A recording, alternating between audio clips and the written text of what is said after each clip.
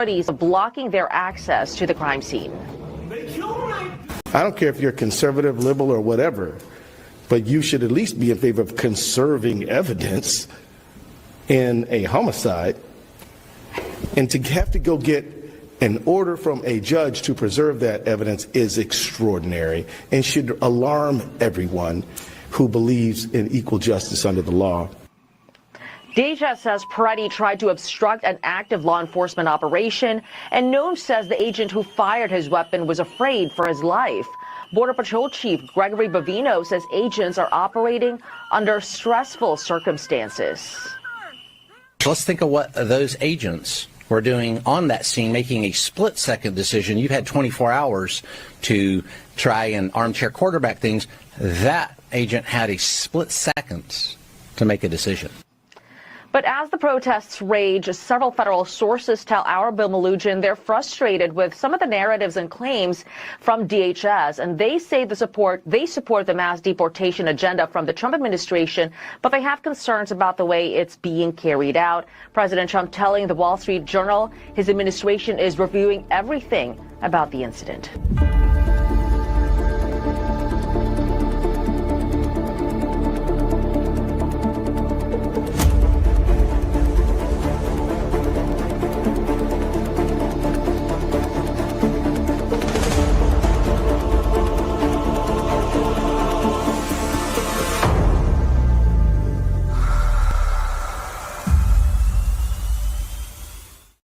Holy moly, that's dark, Jerry. The Dark Knight. It looks like a scene out of The Dark Knight. It's like the Joker walking away from the hospital as he blows it up inside of the mental institution. Gauze and gowns. Whoa. Jerry, you're cooking, boys.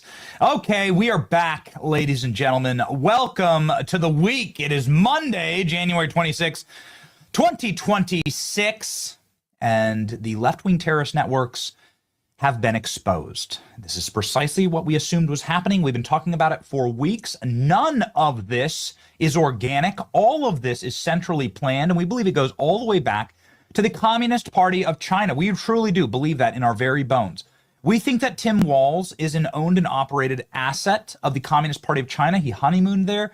He's been there like 2-3 dozen times. Tim Walz is not from Minneapolis. Tim Walz is an asset, an agent of chaos. It begs the question, like, why do you think that Tim Walz was brought on board Kamala's ticket? I mean, he obviously didn't help her win. He's such a goofball, but there is one thing that Tim Walz helped with. A lot of money poured into Kamala Harris the second that she picked him. We think that Tim Walz is an asset, and we think that what's happening in Minneapolis is about as authentic as a $3 bill. What's happening in Minneapolis is now provable left-wing organized terrorism against the federal government. And we think what's going to happen next is there is going to be a massive roundup of conspirators who have been impeding and trying to kill our federal agents. We're going to talk about it all today, ladies and gentlemen, as leaked Signal chats. Signal, if you're unfamiliar, is a messaging platform.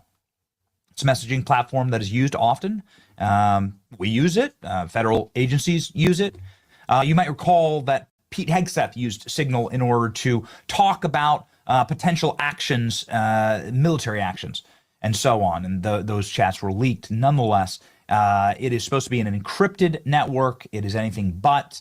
I think it was built by the CIA. I think it's a deep state network. Nonetheless, I believe that all of these chats are now in the possession, most likely, of the CIA and our Director of National Security, Tulsi Gabbard. I have no doubt that they are being poured through right now, and that potentially with an insurrection act, with a Klan act, that was, as we have been talking about on the program, that we are going to be having some major developments here in what is without question an active attempt at insurrection. This, ladies and gentlemen, is what is happening. We're going to do a lot of comparisons today to January 6th. President Trump sends Tom Homan to Minnesota. I'm a big fan of this.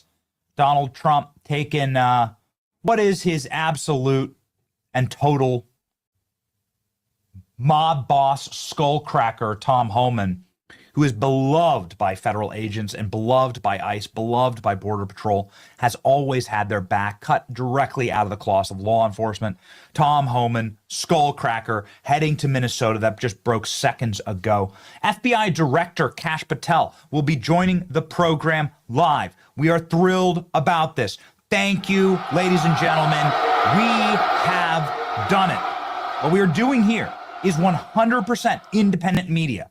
By supporting our program, you are supporting a 100% independent talk. We don't have investors. We don't have hedge funds behind us. We don't have venture capital. We haven't been bought by some massive, internationally traded media organ. It's why we can speak with such truth and clarity about the events that we see. We can change our opinions as more information comes in. We can talk about UFOs. We can talk about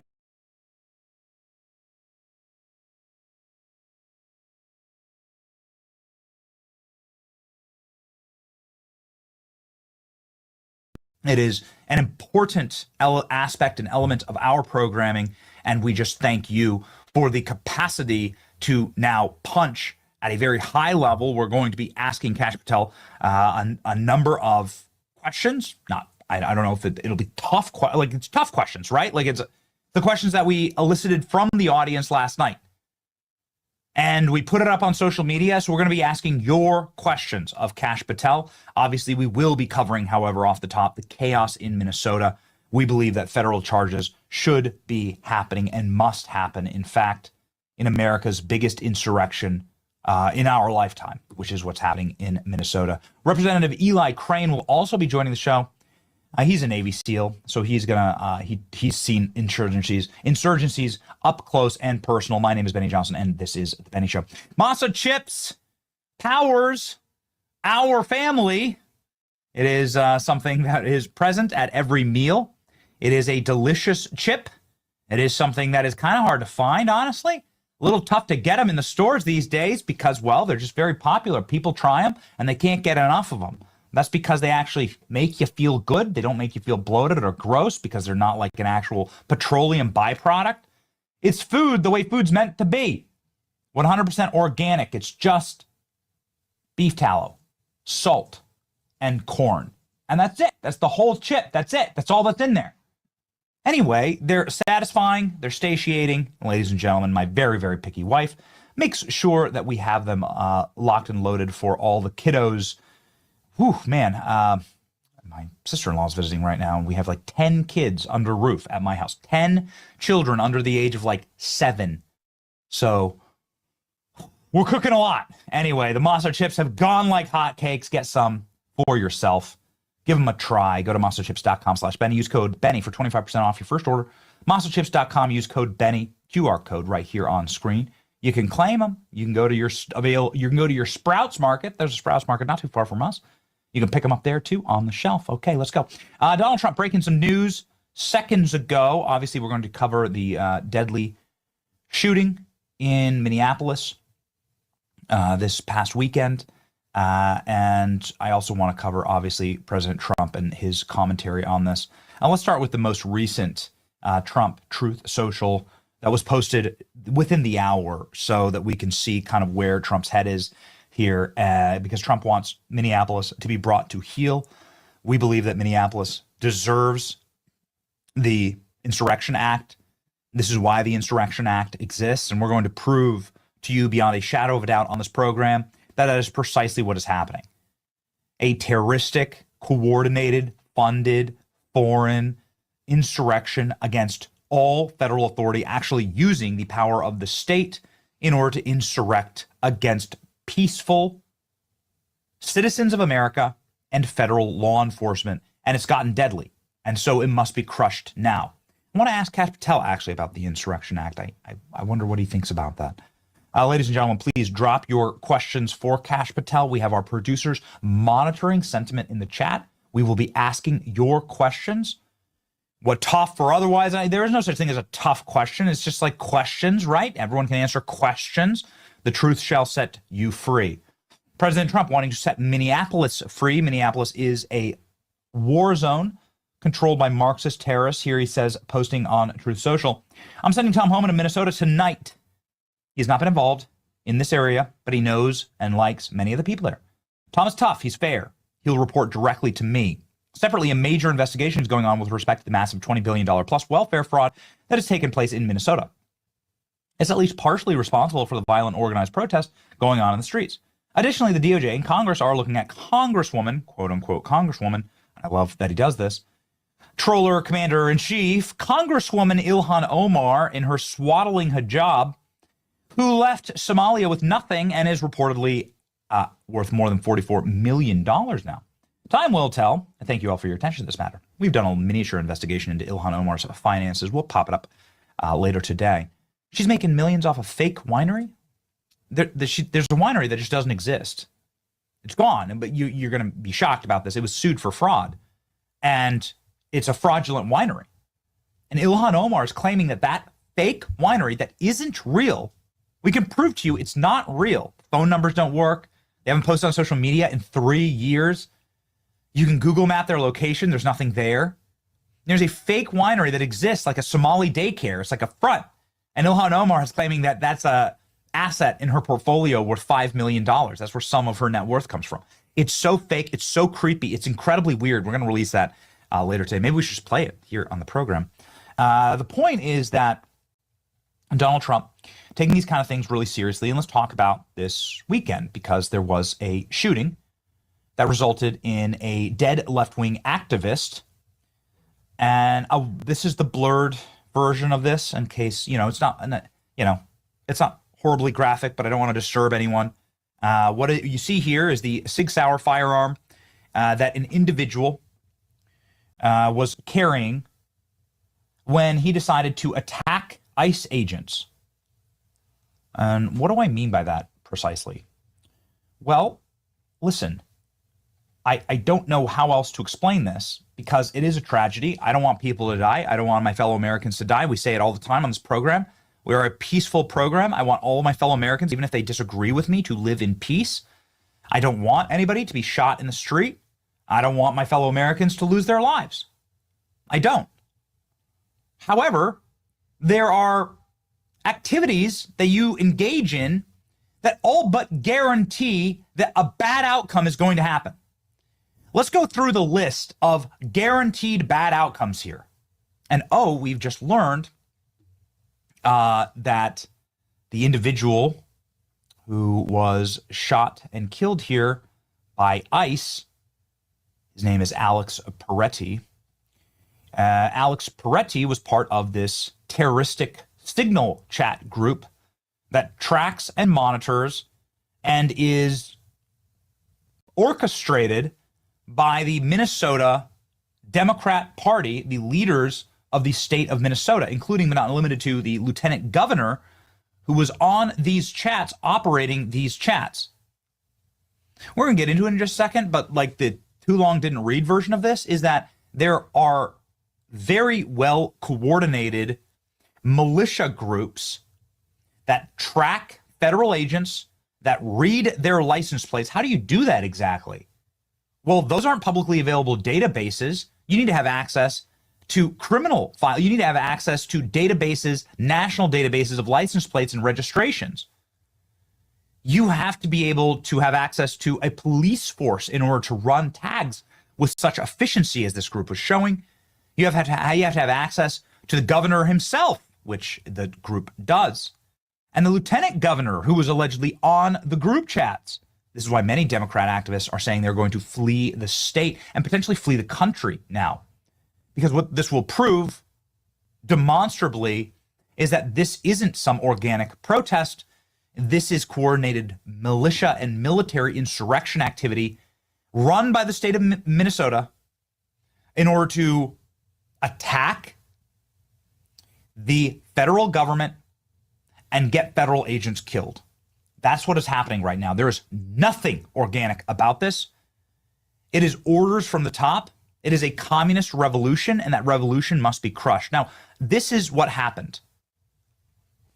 Alex Peretti went to a peaceful protest. He was armed with 60 rounds and a Sig Sauer handgun. Please put up the article. Thank you. This is as far as, and we've reviewed an enormous amount of video of this, and we've reviewed every conceivable video of this incident.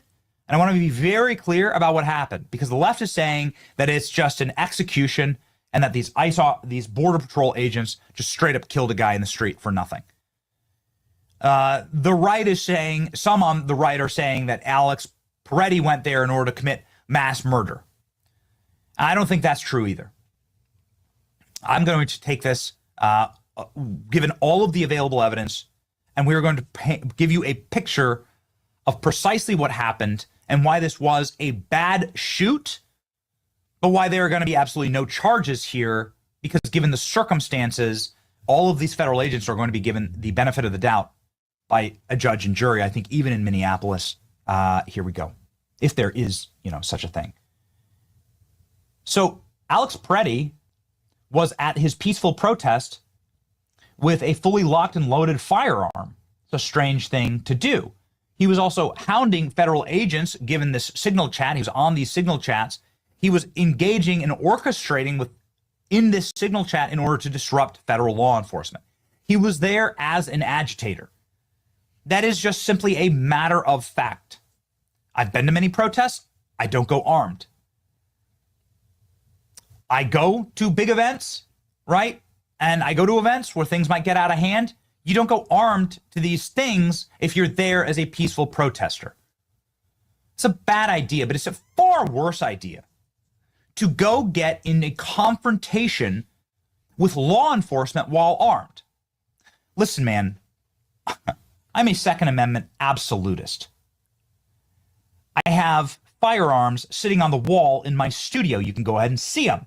Check them out. Got some AR-15s in the studio. We are racked and stacked, locked and loaded and ready to go. I live in a wonderful state. I live in an open carry state. I live in a state where I got a refund for paying for my concealed carry license because they made it open carry. I got a little check for $100 because I had to pay for my concealed carry license. When I changed here, they changed the law. I live in a great Second Amendment state. We are locked and ready to go. I go to Publix. There are like dudes packing. It's great. You feel so secure. People are sharp around here. The great state of Florida. Gun is life. Very polite. That's right. People are very polite. Very polite society. Creates a very polite society. Creates a high trust society, actually. When you just assume that everyone is strapped and tactically loaded and trained. It's a polite society. It is. Clean. It's nice. People follow the rules. It's good. If I were armed and I saw a bunch of cops doing police work, and if I decided to then barrel into the middle of those cops and start throwing haymakers, which is what Alex Peretti did. Not my opinion. It's on tape. Please play the tape. You can see it for yourself. Alex Peretti decided to go Leroy Jenkins and go and engage law enforcement. They didn't come after him. He came after them. That's fully available on all angles of every videotape that we have. Perhaps something will come out, but I don't see anything that's going to change this fact. Alex Peretti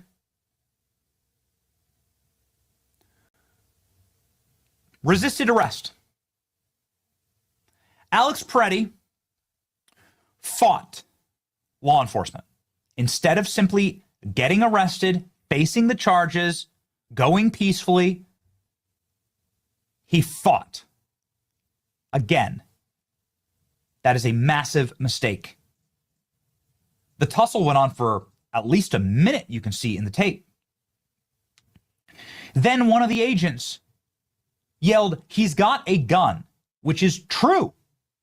That's empirically true. He had a gun. He came with a firearm, loaded, bum rushed federal agents, then fought them with his firearm. Great. So then what happened? Well, it's kind of hard to see. I don't know if these guys are wearing body cams or not. I hope they are. But as best that we can tell, given the analysis, he was disarmed. The gun was taken by one of the federal agents. In a split second, the gun had a bad discharge. You can see the firearm here. This is a Sig Sauer handgun. The exact model, get me that. This model is known for errant and false discharges, resulting actually in multiple law enforcement engagements and lawsuits against the Sig Sauer company. And so P320, okay. Sig Sauer P320. This gun has a history of errant discharges. Again, there are multiple pending lawsuits against the gun manufacturer. And what I believe happened was that this firearm discharged. No one was trying to discharge it, but it had a round. This is how utterly reckless Alex Peretti was. It had a round in the chamber. He'd already chambered a round. And simply the handling of the gun and the motion of the gun from the federal agent, as you can see here, him holding the firearm, the motion of the gun sent a round into the concrete that spooked one of the agents who were already aware that this individual was armed. In the melee,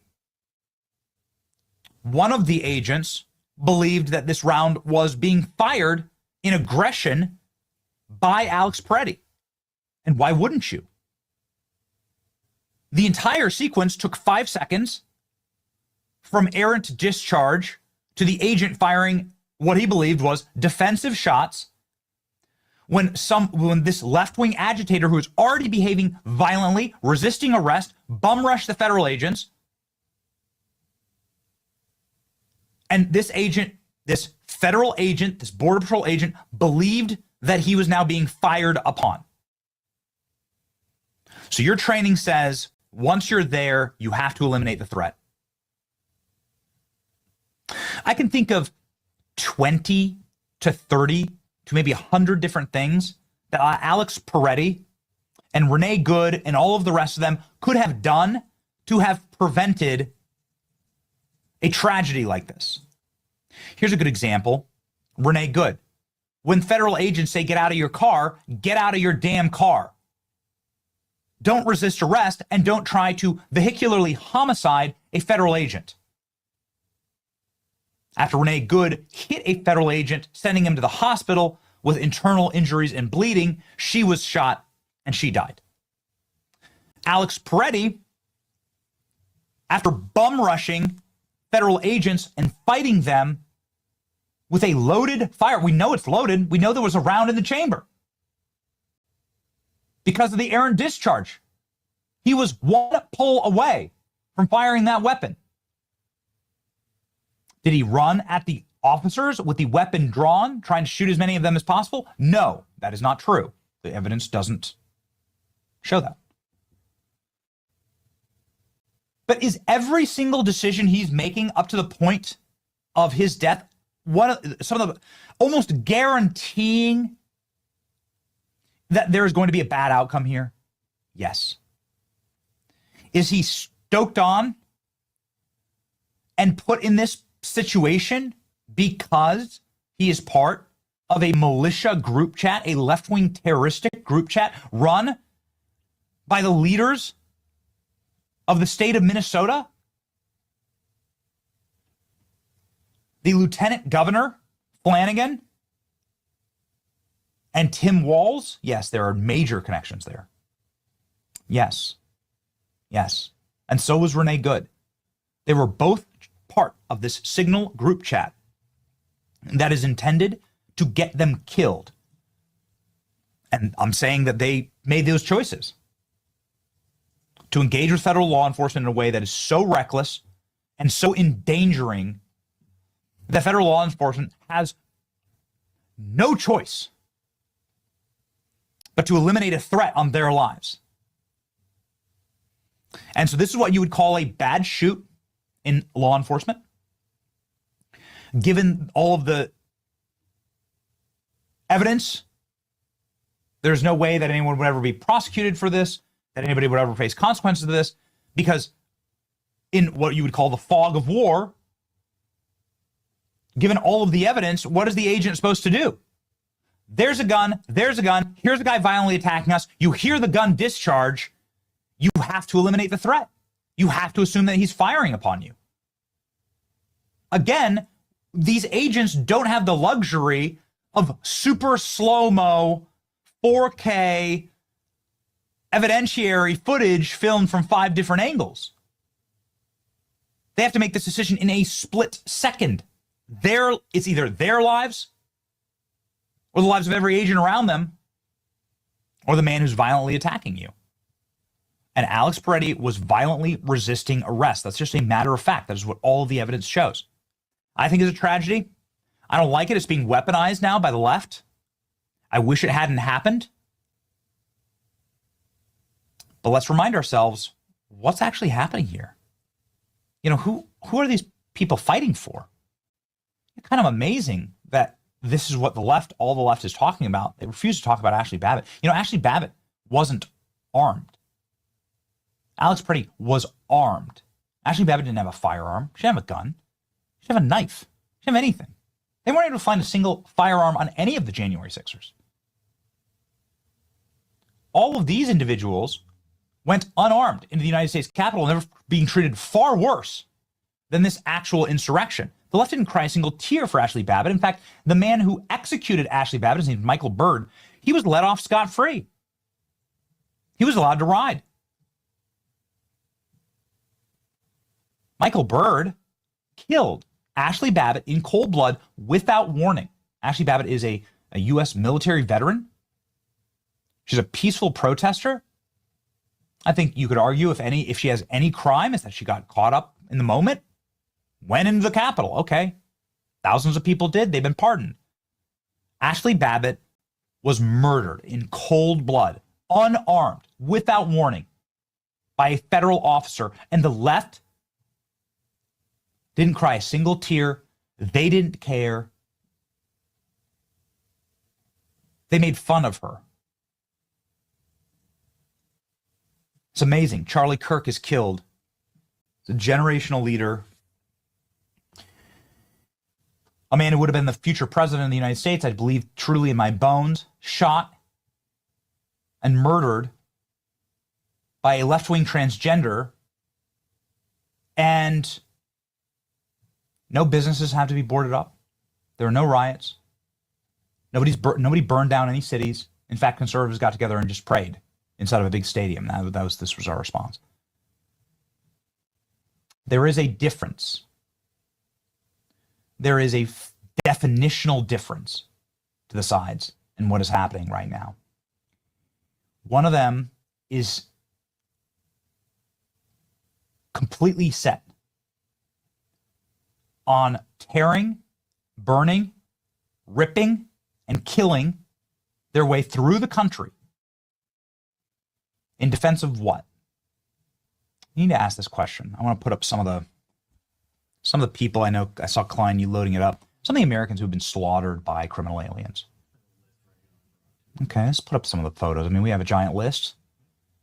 But the left doesn't cry a single tear for these people, not just Ashley Babbitt. I mean, Ashley Babbitt, you could say, oh, you know, the libs would say, oh, she's an insurrectionist, she stormed the Capitol. All right, well, what about Kate Stanley? What about some of these beautiful Americans? Too many to name. Laken Riley, of course, is of note. But some of these beautiful little kids. What about Maverick Martson? Left doesn't care. These are the lives that have been taken by illegal aliens. They've been slaughtered. Some of them pillaged, raped. Some of them just run over by cars. Some of them killed in drunk driving accidents. It's happened just around the corner from our studio. The left doesn't lionize or make heroes out of any of these people.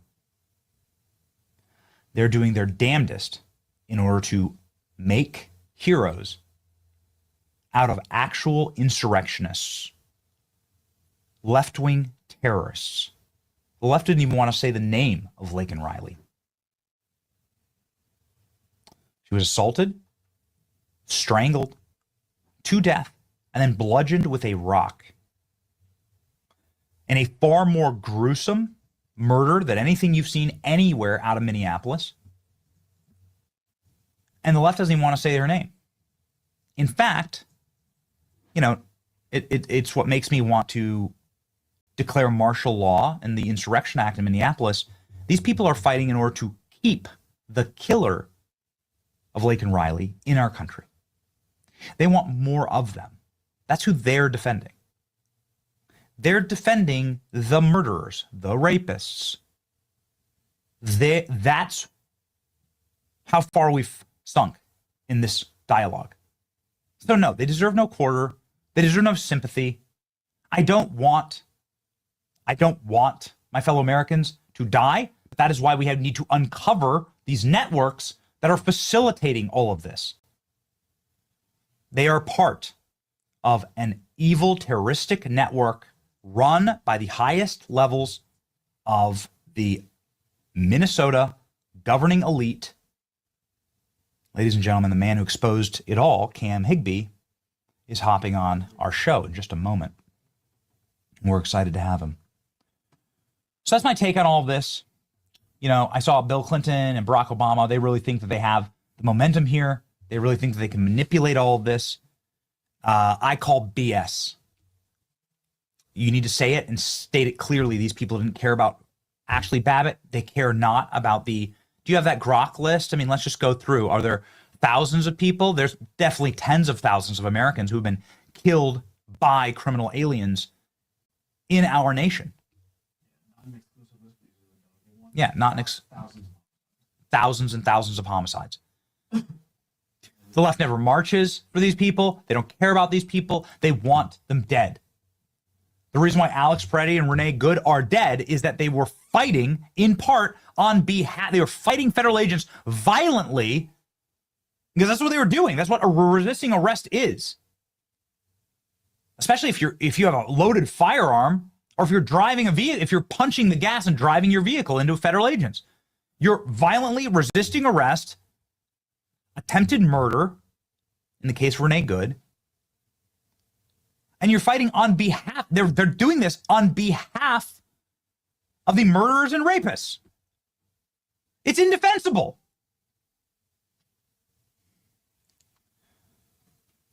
So it's happening at scale in Minnesota. And you need to ask the question, why is it just happening in Minnesota? I think we know the answer. The answer, ladies and gentlemen, brought about by Cam Higbee, who is an independent journalist, is that this is being all centrally orchestrated. Who's paying for it?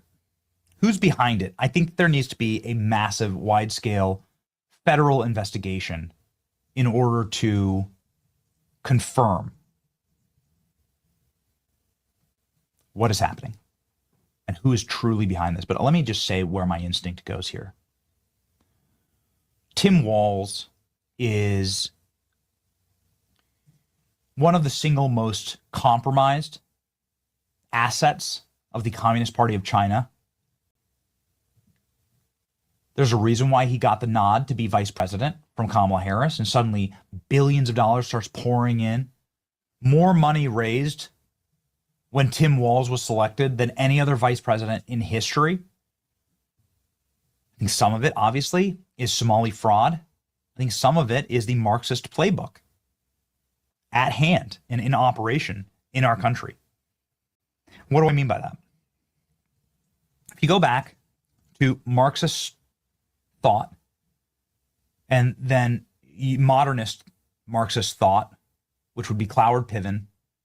These are two Marxist sociologists who were operational in the 60s and 70s and who studied the best way to bring about the downfall of a capitalist society that had a welfare state. Well, the way that you actually bring about the collapse of that society is that you fraudulently engage that welfare state. You fill it with so many welfare recipients and so much fraud that it's untraceable, untrackable, untenable. You create so much deficit inside of the capitalist society. The burden becomes so heavy that it collapses the society from within. The currency becomes worthless. The bills become unpayable. The obligations unfulfillable. That creates, of course, and stokes the underclass to rise up against the government that promised them these goodies and benefits, and you can bring about your communist revolution. I think what you're seeing at play here in Minnesota and Minneapolis specifically with the Somalis is a multi-generational operation to bring about a Cloward-Piven collapse. This is what the Somalis were brought in for. The sole occupation in Somalia is pirate, theft, thieving. Minnesota has a complicit government that is run on fraud and that has been created and designed in order to facilitate this level of fraud and to collapse through these means the federal welfare state. And that is precisely what is happening. And the revelation of that had the ability to potentially wipe that system from the earth. You could have really done some major damage by investigating and putting in safeguards against that level of fraud. But this is the plan of the communist. And so now, in order to try and distract from Nick Shirley's reporting and some of the major fraudulent reporting, because that's the op. The op is to bankrupt America through welfare fraud. And then you can already see what's happening in Minneapolis. Once you start doing that, then you can create frictions with people, and you can create sort of the fight that you need between classes in order to start bringing about your revolution. You see it at scale right now in Minneapolis. Ladies and gentlemen, this is being orchestrated. This violence is being orchestrated by the government. Here's a group chat right here. You can put it up.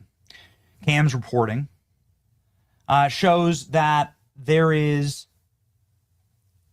a militant, paramilitary style organization to the chaos and terrorism in Minneapolis.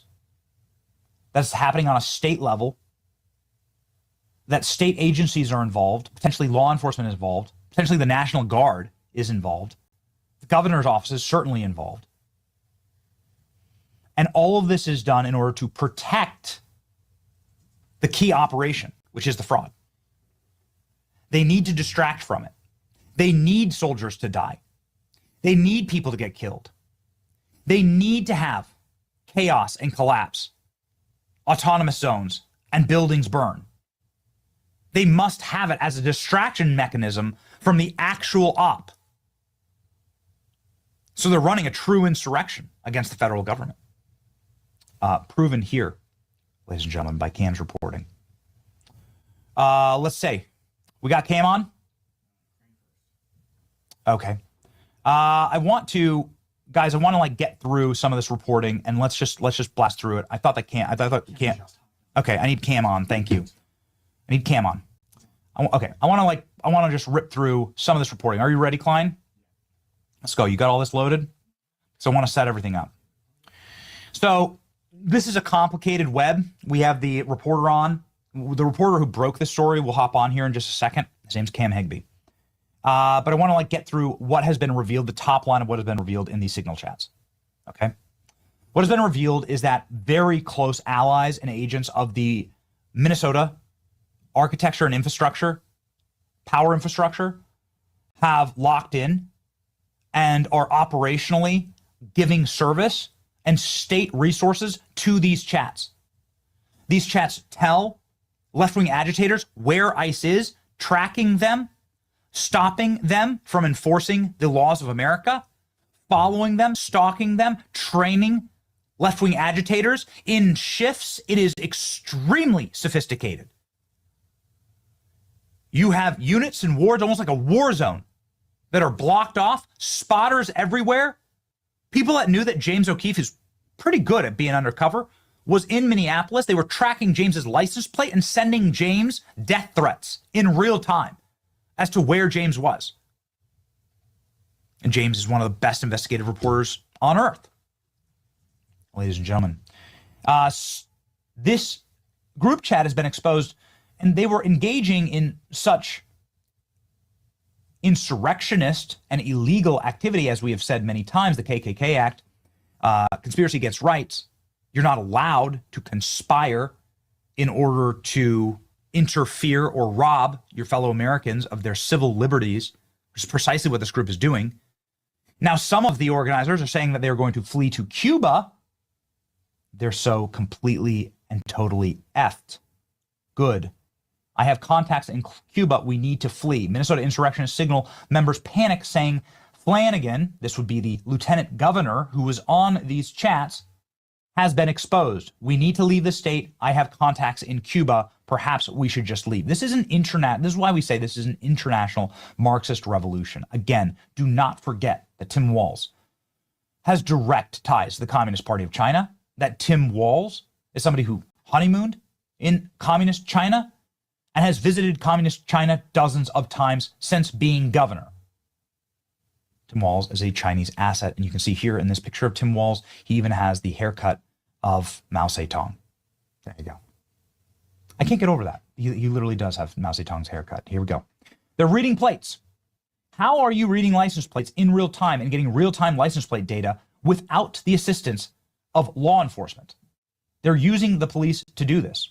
You have council members that are on these chats. These are elected officials, Antifa members, Walz strategists, Senate candidates. Of course, you have the lieutenant governor herself on the chat. Lieutenant Governor Peggy Flanagan has been linked to the massive signal chat, tracking, harassing, and collecting plates of potential ICE vehicles. The full extent of the behavior at chat is unknown. Still, initial critics have said that the actions of users constitute large-scale coordinated conspiracy to promote illegal activity targeting ICE officers. That's precisely what it is.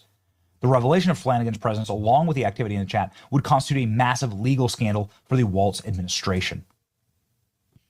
Peggy Flanagan recently wore a hijab, just showing where her allegiance is.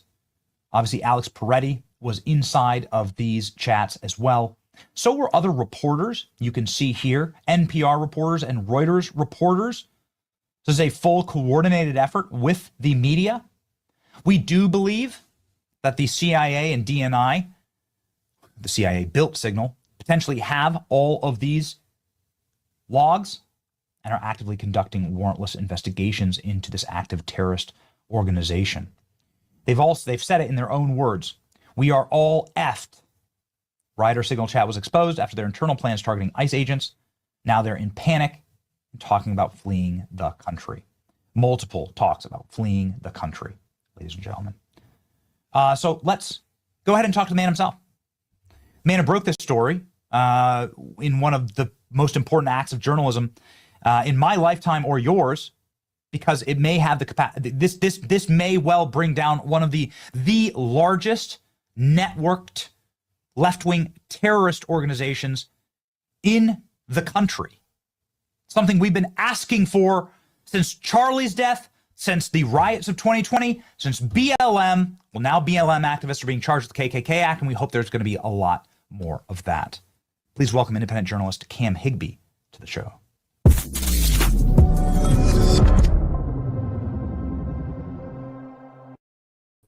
Cam, congratulations, bro. This is really remarkable work. The floor is yours. I want to just maybe perhaps you could start off by saying, did we give a good synopsis of everything that has been exposed in these Signal chat leaks? I know there's been a lot.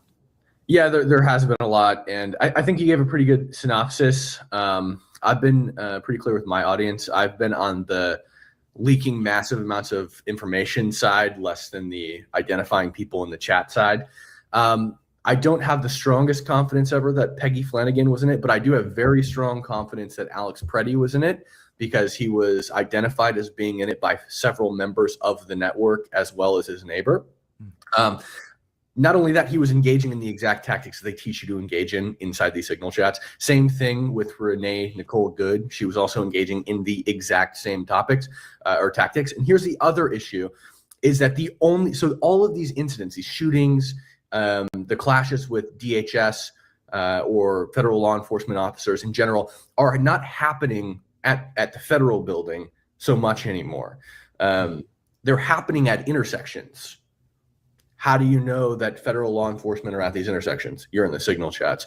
I've patrolled the streets of southern Minneapolis, which is where both of these shootings happened, looking for interactions with federal agents.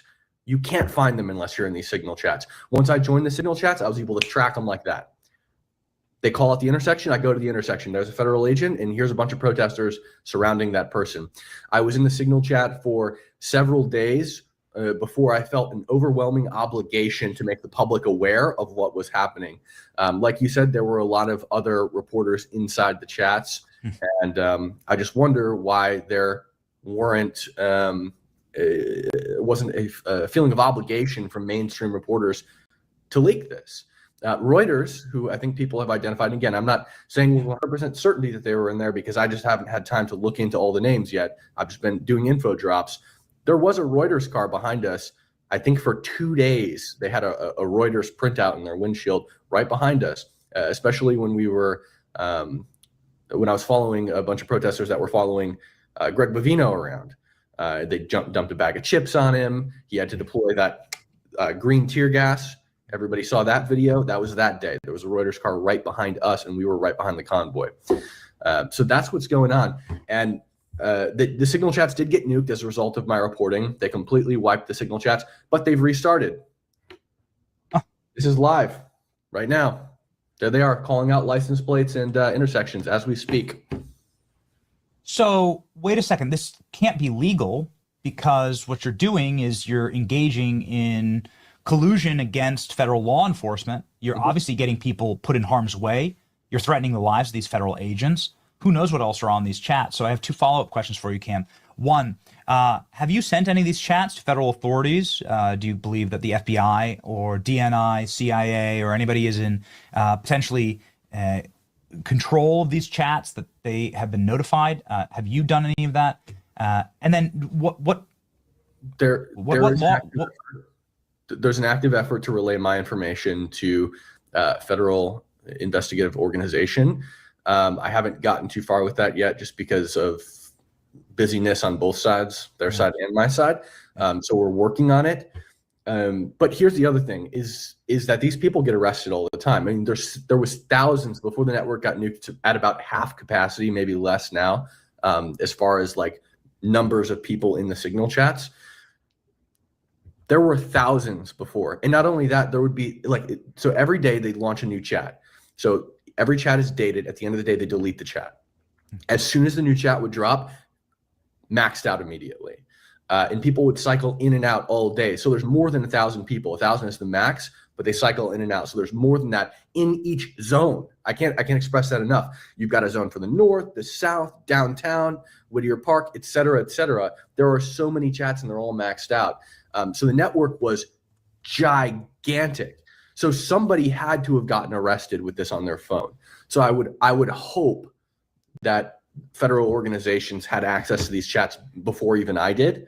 What I see is, and again, I'm not a legal expert. I do, play a fair hand at debating pretty often. But I see a mass conspiracy at the bare minimum to violate 8 U.S. Code 1324, which is aiding and abetting illegal aliens, because they actively talk about protecting vulnerable communities and impeding ICE. Yes. Yeah, I mean, listen, they put multiple people for January 6th that were on some group chats in prison for 22 years, for decades on end. They weren't even at January 6th, right? Enrique Tarrio wasn't even there, but he was in some group chats, talking smack on the day of January 6th, and they said that's enough to charge him with terroristic conspiracy and to put him away for a considerable portion of the rest of his life. Do you see things? I mean, this is clearly worse than that. Yeah. I'm just wondering when we're going to get the select committee together and witch hunt every single person who's in the Signal chats. This seems to me, and I'm not a J6 expert, but this seems to be far more coordinated than anything that happened on January 6th. And last night you had a situation where they broke into a hotel where ICE were allegedly staying, destroyed the place, and by the way, attacked a lone guy who wasn't even an ICE agent. He was a federal agent with the Bureau of Prisons. He's a prison guard. But these people can't read because they're idiots. So they saw green and said, "Green man bad," and then attacked him. You've been attacked. You were in some of those vehicles. We played the footage with Nick Shirley, I think, and some others. Sort of. And Yeah. you had frozen water bottles thrown, smashed your vehicle, and you were attacked.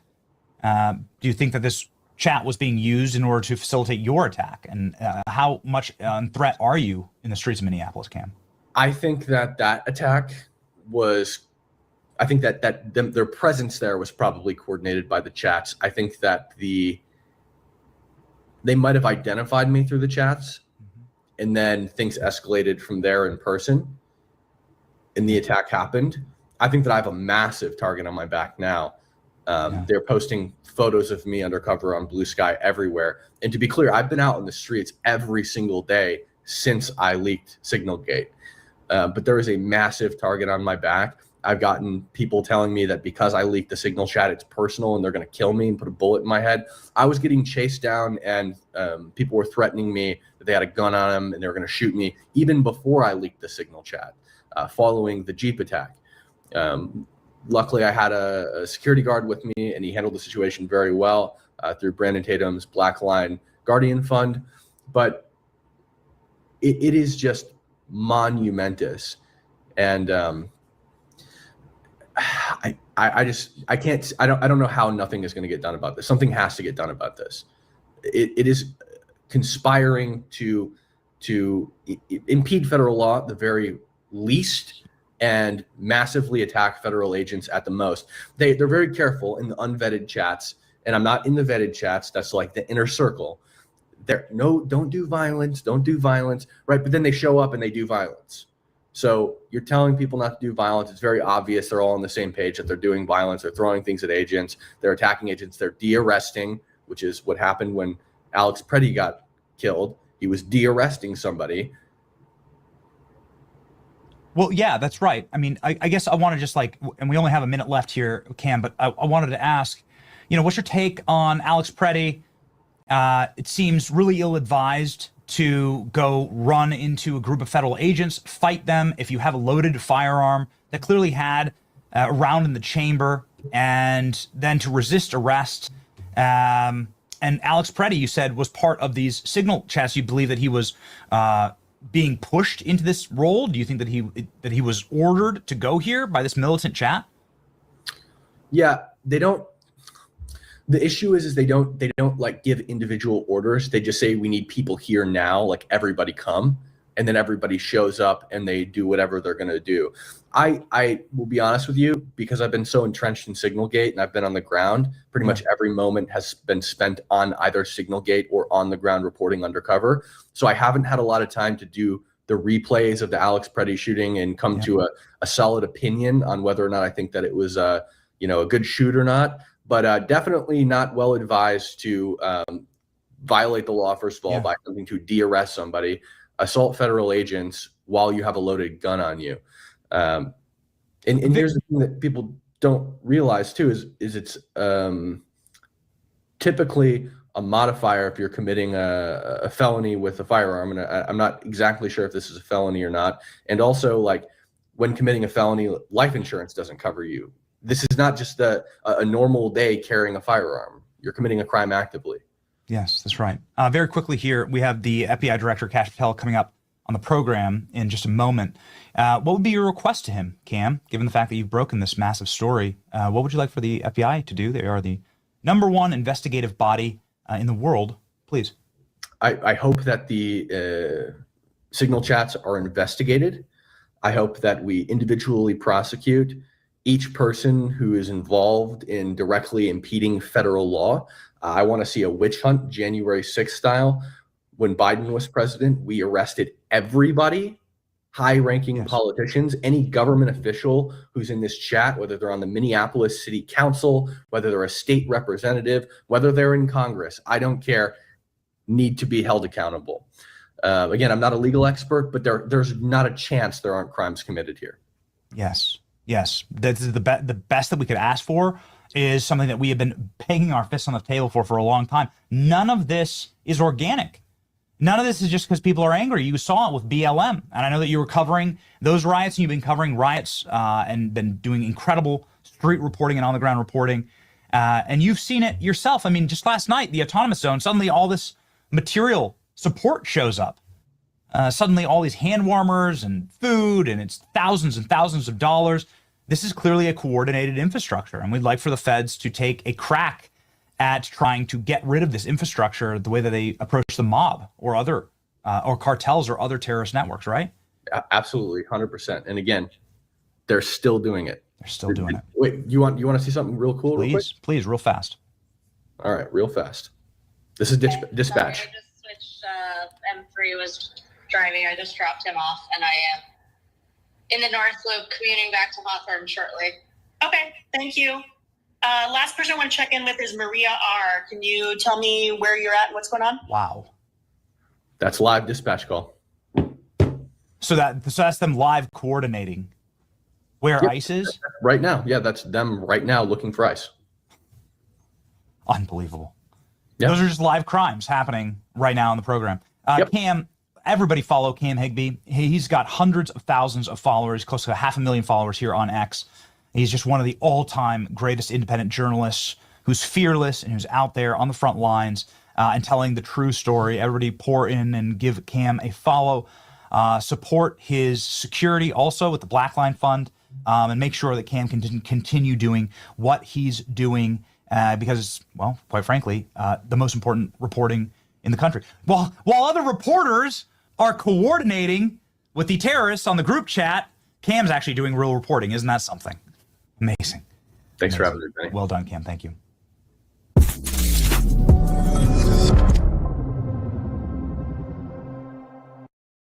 Ladies and gentlemen, we have the director of the FBI, Kash Patel, who is locked and loaded and joining the show live right now.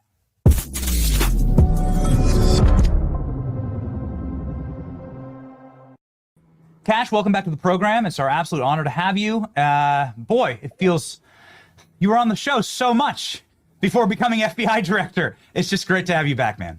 It's great to be back. Thanks so much for making time. All right. Kash, you've been doing, and I saw some announcements just this morning, some major arrests of some of the left-wing terrorists who've been attacking law enforcement, attacking federal agents, stealing rifles. I believe it was an FBI rifle or a DOJ rifle in this January 14th attack. Can you give us an update on that? Yeah, absolutely. Look, we've always said that, we are going to defend absolutely your right to peacefully protest under the First Amendment. And we're also always going to uphold your right to bear arms in the Second Amendment. That's never changed. We're going to equally protect all of those. The only thing we're not going to do is allow any of those amendments to be violated when you pursue a course of action of violence against law enforcement. It's that simple. That position has never changed. So on January 14th, you referenced a mob literally rioted and destroyed federal police vehicles. Of course, we jumped into action. We caught and arrested 4 individuals responsible for breaking those vehicles apart and dismantling them completely. But I have an update for you. In that vehicle was not just firearms, which thankfully we recovered, but was information about law enforcement, federal agents, and their personal information. Individuals used that personal information on the ground to issue threats of life against not only FBI agents, but their wives and their children.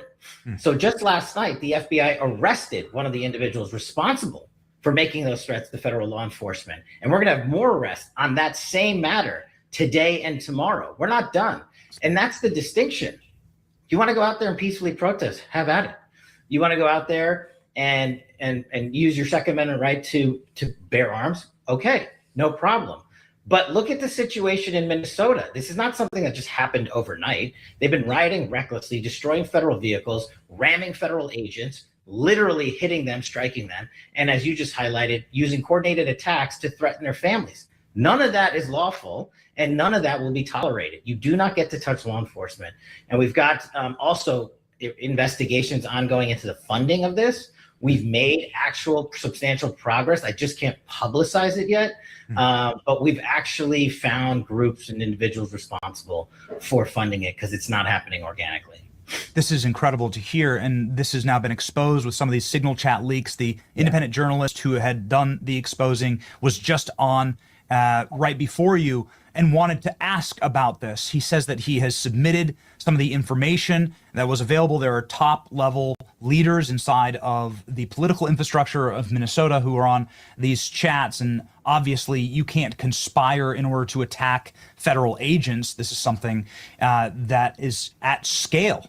They have license plate readers. They're able to identify these agents. They're able to dox them, find out where they're sleeping at night. Is any of this legal, Cash?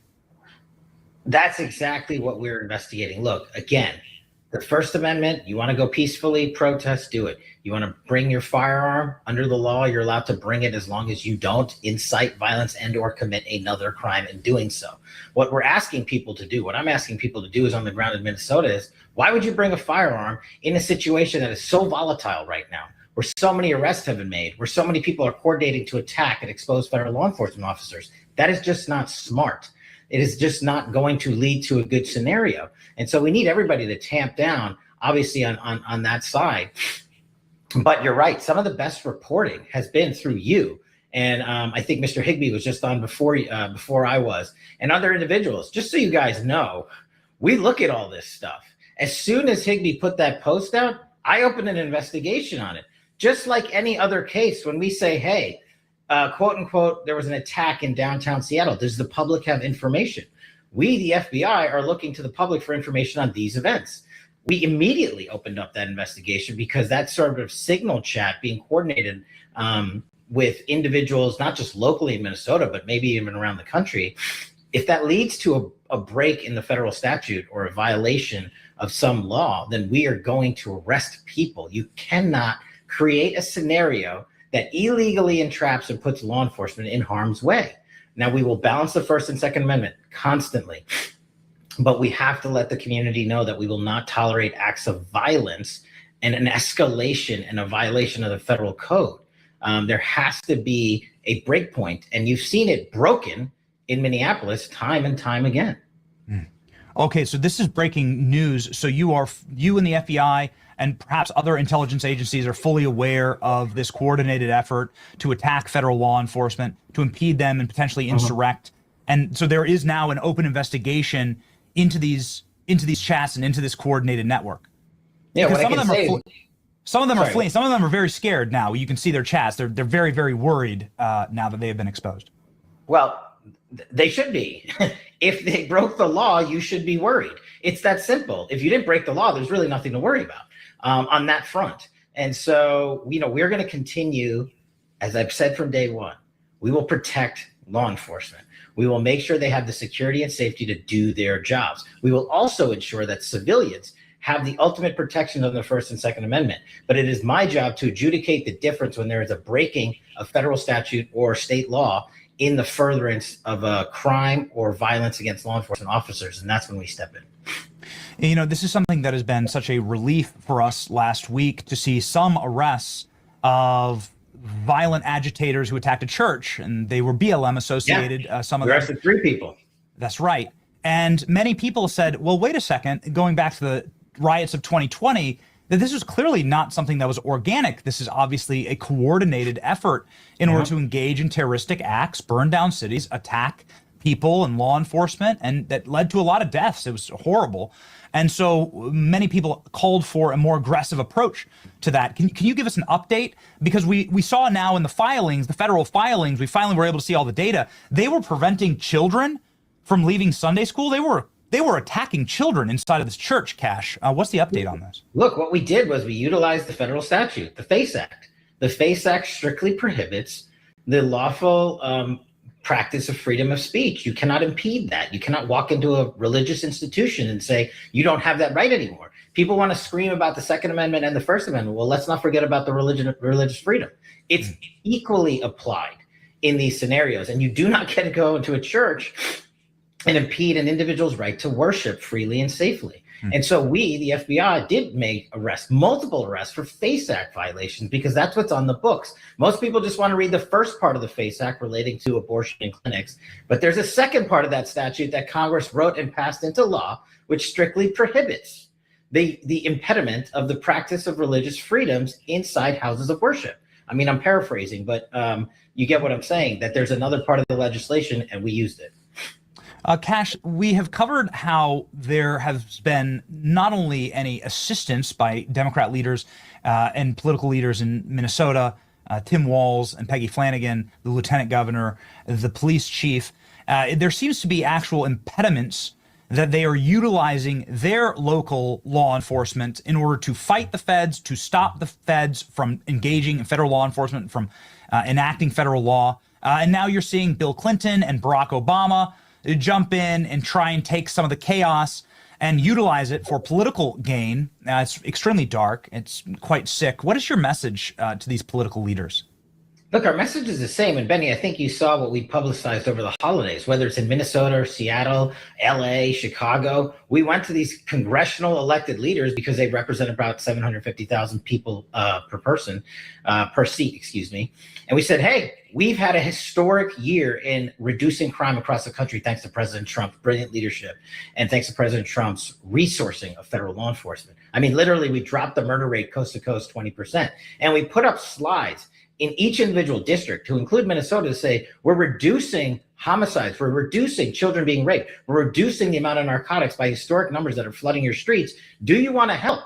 And none of them reached out and said, yeah, I want to help continue the course correction that was the explosion in crime under the Biden administration to achieve these historic results that you have to continue them. We seized enough fentanyl to kill 150 million Americans. That's a 31% increase. We arrested 35% more espionage actors who want to rip apart our towns and our communities, working on behalf of a foreign government. We found 6,000 children and identified them. That's a 22% increase. And we have a 490% increase on those, what we call nihilistic violent extremist networks, that wish to prey upon our kids online and maim and mutilate them and even kill them. 490% increase in 1 year. We have arrested more people this year under President Trump's leadership with the attorney generals and enforcement and prosecutions. 200%, 67,000 arrests by the FBI alone. 31,000 of them are violent offenders. That's double as much as last year alone. And we haven't even gotten to the top 10s. Well, yes, we've been covering that the murder rate is at historic lows. That is dipped, I think, for the first time in 100 years to levels that we haven't seen since 1900. It is a huge compliment, obviously, to federal law enforcement. Since you are a January 6th expert, obviously somebody who worked with Devin Nunes on this, many people are comparing what's happening in Minneapolis to an insurrection, to to political forces that are organized to impede, to attack, to go after federal law enforcement, and doing so in a coordinated way. Do you see that? Do you see potentially any like January 6th level charges being brought in Minnesota? Look, my job is to enforce the laws now. I wasn't the FBI director in January 6th, but I'm the FBI director now. And if you break a federal statute, you're going to get arrested. In Minnesota, in Seattle, in Portland, in Chicago, in Houston, in New York, wherever you are. It's that simple. That's why our arrest numbers are so high, because there has been an explosion because of the lax policy of the Biden administration. President Trump came in and said, we have to secure our citizens. We have to secure our youth. We have to provide safe communities. And that's what we did at the FBI. These numbers that I just told you are just the FBI numbers. We've been working with our interagency partners. If you count DHS and ATF and everybody else, the numbers are even more. And so what we want to show Americans, and especially in a place like Minneapolis, is look, we have and can safeguard our cities, and we can return to normalcy so that our streets are safe. But this type of rhetoric and escalation on the streets is just leading to too much violence. And we can't have that today. And if you break the statute, if you break the law, this FBI will investigate you. Yes. Final question on that church attack. Don Lemon, there seems to have been some updates on that. And potentially a grand jury indictment or it going to another judge. Do you have any insights on what will happen further with the church arrests? You say there will be further arrests coming this week in Minnesota? Further arrests, not specific to the church, further arrests related to all the other matters going on in Minnesota. As to the church specifically, I can't comment on that right now. DOJ has a lot of things in motion on appeal, and so we'll let that process play out. But we haven't forgotten about the incident at the church, and we, the FBI, aren't done with it, and neither are great partners at DOJ. And in the ultimate non sequitur, Benny, I'm going to advertise the FBI's successful year on top 10 arrests. Of the top 10 most wanted fugitives, last year alone, the FBI captured 4 of the most wanted fugitives in the world. To put that in perspective, the Biden administration captured 4 in 4 years. And in the last week, I just went down to Mexico and picked up 2 more. So Donald Trump has captured 6 of the FBI's most wanted top 10 fugitives in the world in 1 year. In 1 year, these guys have been on the run for 40 or 50 years. And we went down and got guys like Ryan Wedding, the current day El Chapo, who is the Olympic snowboarder for Canada, who is shipping in hundreds of tons of cocaine and other narcotics into our country. Yeah, we went and got him. That's what it looks like when you put and prioritize federal law enforcement. And I just want to thank President Trump for his leadership and the Attorney General for willing to give us the resources we need to safeguard our streets. And oh, by the way, this one's for you, Benny. We are shutting down the Hoover building. We're moving into the Reagan building, and we're going to maybe have a sale of the cement structures that are falling off of Hoover for charity. Really? Really? So this is actually happening. That is one of the most hideous, brutalist buildings in all of Washington, a scar on the face of DC. So the building is officially getting shut down. Do you know when, Cash? We already started the process. We're moving into the Reagan building. We got to do some security work and upgrades over there. But yeah, and we're saving the taxpayer $5 billion and giving our workforce a safe place to work in. And we're preventing some of the people in Congress who wanted to give us a building in 2036 at the expense of $4.8 billion. So I think we did, again, under President Trump, a great job in providing a safe, secure workforce. And yeah, when we close down Hoover officially, maybe we can have you guys there. I will absolutely take a cement block off the side of that building. You're going to have to change your header on X, Cash, because it is currently right now. I know. The Hoover building. Yeah. You're going to move into the new USAID offices? The empty USAID offices in the Reagan building? The whole Ronald Reagan building will be the new FBI building. Wow. That's incredibly impressive. Okay, just on a parting note, did you see the Jack Smith testimony? No, I was actually down in Mexico, literally doing the work that we just talked about. So I did not personally see it, but I've been viewing clips. We have a photo actually of that work that you did right here. There it is. This is a major arrest. I think this was one of the top 10, right? This is correct? Yeah, that's Mr. Castillo. He, 10 years ago, brutally murdered a 22-year-old first-generation American at the age of 22 and fled for a decade. The guy was down in Mexico. We went down there, continued our manhunt of him and Ryan Wedding and others, and we picked them both up and apprehended both of them in one trip. And then we flew them back in the same day, Benny. 2 top 10 captures in one day, 2 top 10 returns, one in Southern California and one in North Carolina, brought to you by Donald Trump and the Attorney General. No other body can do it. And you also did the Maduro. The FBI was intricate in the Maduro raid, yes? Our hostage rescue teams were on the ground in the Maduro raid, and we also did the transportation and FTOC and flight out to make sure Maduro and his wife were brought to New York for prosecution. Incredible. So is this a warning sign to every other dictator in South America? Crimes? It's a warning sign that the FBI's hostage rescue team and our flight operations unit are the best tactical and aviation operators in federal law enforcement, and we'll go wherever they tell us to go. All right, ladies and gentlemen, FBI Director Kash Patel. Let's do this for another hour. Next time, Kash is up against a hard out. We appreciate these updates. We're thankful that you're on the ground and investigating. Everybody follow Kash Patel. Millions of followers and one of the single most efficient FBI directors with probably one of the most important and one of the most unenviable jobs in the entire Trump administration. We're with you, Kash. Godspeed. And Benny, thanks to you and your audience for all the tips. Keep them coming. We're looking at them all. All right. We got you. Thank you, Mr. Director.